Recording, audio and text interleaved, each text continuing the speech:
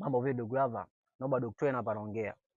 Kwa wale watu ambao wamechoka kuweka watu getini, sasa wanatamani waweke mbwa kwa ajili ya ulinzi. Lakini sasa hawajawahi kufuga mbwa na pia hawajui ni aina gani ya mbwa ambayo itawafaa kuanza nao. Iko hivi, kuna aina mbili ama breed mbili za mbwa zitakufaa wewe ambao unataka kuanza kufuga mbwa kwa ajili ya ulinzi. Aina ya kwanza ni hapa ambayo imeshika mkononi. Hawa hapa wanaitwa Belgian Malinois, aka jibwa la kijeshi. Hawa ndio mbwa ambao wana akili sana duniani kuliko mbwa wote unaojua wewe. Aina ya pili ni German Shepherd, aka jibwa la kipolisi. Hizi ndio breed ambazo zitakufaa wewe ambaye sasa ushachoka kuweka watu getini pale, unataka kuweka mbwa kwa ajili ya ulinzi. Hizi ndio breed ambazo zitakufaa kuanza nazo. Ni mbwa ambao wana akili sana, wepesi sana kufundishika, na mbwa ni wakali, waelewa sana.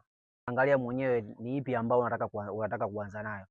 Aidha ni German Shepherd ama Belgian Malinois kama ulivyomshika. Kwa kama ukihitaji mbwa kama ambaye nimemshika, utani DM hapo, ama pia kama unahitaji German Shepherd pia utani DM. Usisahau kunifollow, kulike na kushare video hii. Napenda mbwa, pia tuendelee kujifunza kuhusu mbwa. Mbwa hapigwi, mbwa anafundishwa.